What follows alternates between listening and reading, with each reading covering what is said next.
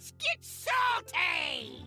Everyone, Zeddy here again with another Lost City of Un'Goro card review, and we are now taking a look at the Death Knight cards, including a legendary that can cheat out massive, and I mean massive, Deathrattle minions, or little ones, whatever you want. It doesn't, you don't have to just cheat out big stuff, but looks pretty darn scary, but also maybe too slow. We'll talk about that, we'll review that, as well as some other cards to go along with it. If you want to win these cards, we're giving away 2 regular pre-orders, 2 mega bundles out of my pocket. To enter that giveaway, like and comment in the video, link down description below, the one with that thumbnail over there. Be subscribed to the channel. Every 1,000 subs we get until all the cards are revealed, I want another mega bundle, so hit that sub button, make me go baroque. So starting off, we have a card that I don't think we've ever seen this mechanic for Death Knight before, with the reanimated Pterodax. It is a 5 mana, but not really, 4/3 undead beast. It has rush,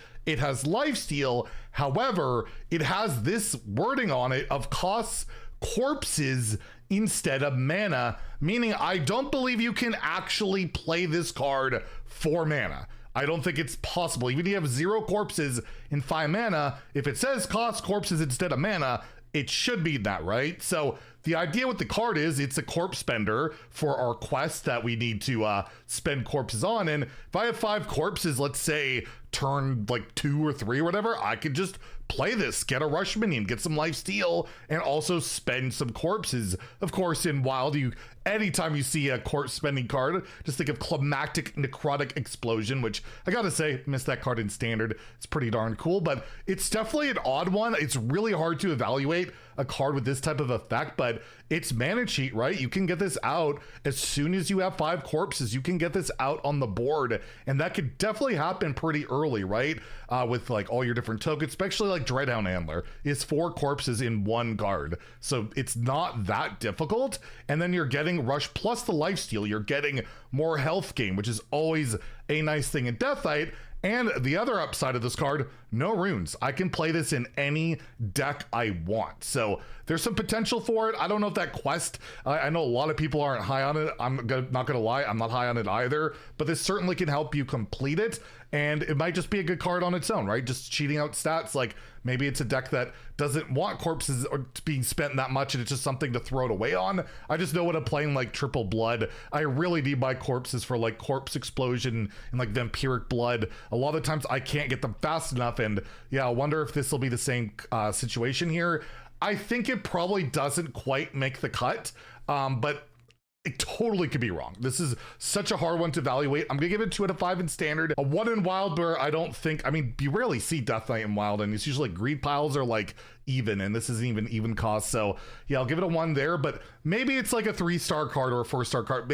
Hell, it could be a 5-star card. You just cheat this out fast enough, but it's only a 4/3, right? It's not like super impactful to cheat out, other than maybe removing something and getting like 4 or I guess 8 health. Although the hand buff stuff could work on this too, right? You could hand buff this out and play it for free. That's certainly relevant. I just don't think it'll make it, but I could easily see me being wrong on this one. And speaking of getting corpses, this card will do a very good job of that with the Reluctant Wrangler. This is a 3 mana 1/1 minion. However, it's got a lot going for it. It has Reborn, meaning it'll come back as a 1/1, and it also has Deathrattle, summon a 2/2 undead with Taunt, and it's an undead beast, the reanimated Ulcedon. So for 3 mana, you're effectively getting 2 1/1s and 2 2/2s with Taunt. So what is that, 6/6 in stats across 4 different bodies, unless it gets silenced somehow? That's not bad. That's, again,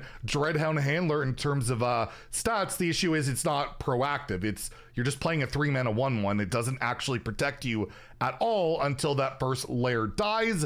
But we have seen these multi-layered minions be pretty effective for Death Knight in the past. Again, no rune requirement on this whatsoever, so I can play this in any Death Knight deck. It just, yeah, compared to Dreadhound Handler, which had Rush and you get the 2 1/1s, that could be quite nice. This, I don't know, it just feels a pretty slow and not super impactful.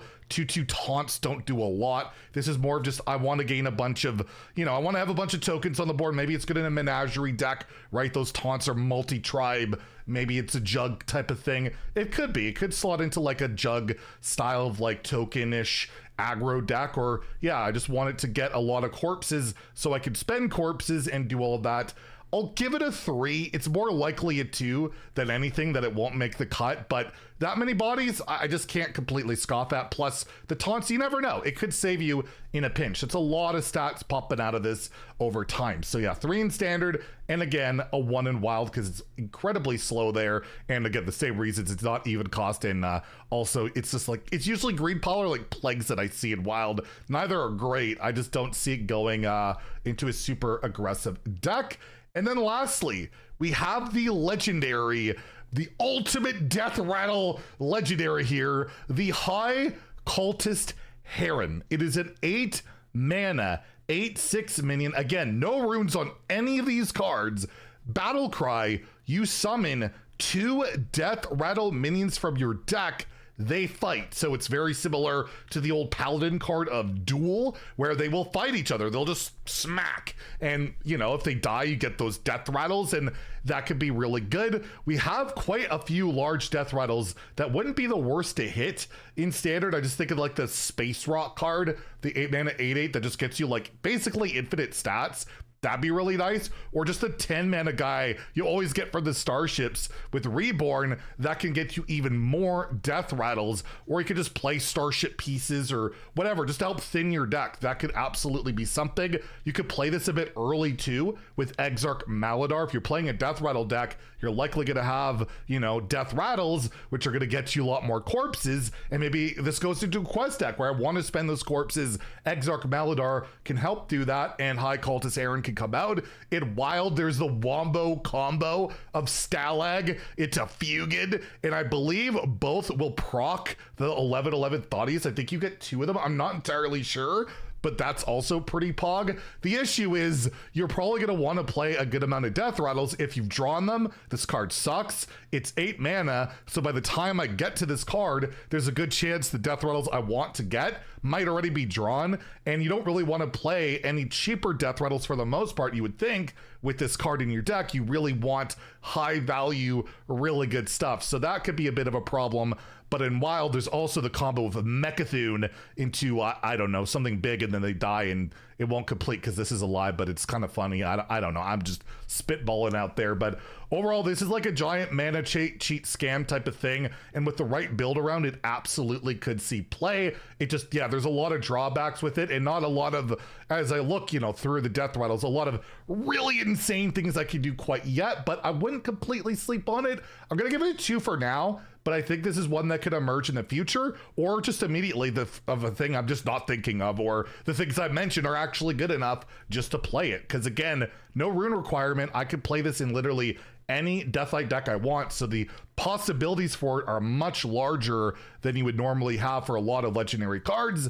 And in wild, I don't know, we'll give it a 2. There's a lot more, like again, there's a lot of cool death rattles there, but it's such a cutthroat format that if I'm playing this on 8 mana, I'm already dead because I died 3 turns ago because it's wild. So what am I doing, right? So I don't know, I'll still give it a 2 there, but really cool card with really cool artwork. I don't think there's a signature or anything here, but yeah, that's the Deathlight cards for now. There's still another batch of Deathlight cards to review, and you're gonna want to check it out. We're seeing something we haven't seen in a while, and I think people will be pretty psyched for it. We'll see. Anyways, if you enjoyed the video, please like and subscribe. Have a great day, and stay salty, my friends.